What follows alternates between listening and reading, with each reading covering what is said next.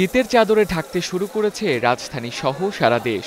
এতে আবহাওয়ায় কিছুটা স্বস্তি ফিরলেও পেঁয়াজের বাজারের অস্বস্তি কাটছে না।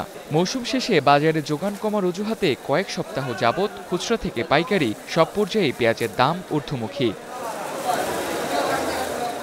রাজধানীর কারওয়ান বাজারে প্রতি কেজি দেশি পেঁয়াজ বিক্রি হচ্ছে ১১০ থেকে ১২০ টাকায়, যা পাড়া মহল্লার খুচরা দোকানগুলোতে বিক্রি হচ্ছে ১৩০ টাকার উপরে।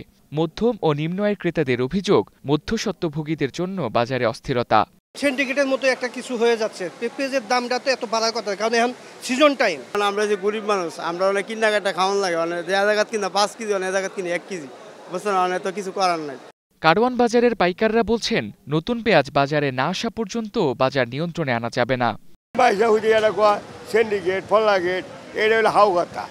এখন যার কাছে যা আছে নতুন পেঁয়াজ মনে করেন যে হয়তো 3 সপ্তাহের মধ্যেই নেমে যাবো। ব্লাকের মালা হয়, মানে চুরি করে মালা হয়, এটাই ধরে একদিন থাকে আরেকদিন থাকে না।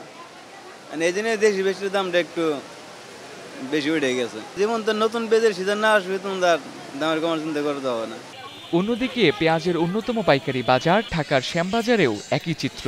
এখানকার ব্যবসায়ীদের দাবি, বারবার পেঁয়াজ আমদানির অনিশ্চয়তার জন্য যোগান স্থিতিশীল হচ্ছে না। এখন এই এলসি আসতেছে, মালটা সাইডে দেয়, আবার যখন এলসি আসবে না তখন মালটা টান দেয়। এই যে এটা ধোকার মতো চলতেছে, যেমন এলসি দিচ্ছে না সেটা একটা ধোকা, যারা মাল বাইর করতেছে আবার বাইর করতেছে না, এটাও একটা ধোকা। এর ভিতরে কিন্তু বর্তমানে চলতেছে। এলসি দিলে বাজারটা আহামারি বাড়িটা কমবো না, কারণ ওটা তো ইন্ডিয়া এলসি দিয়ে আনতে হবে।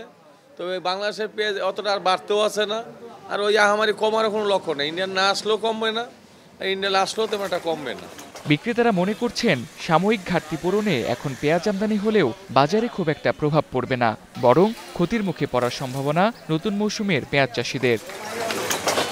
Tamjid Ahmed, star news, Dhaka.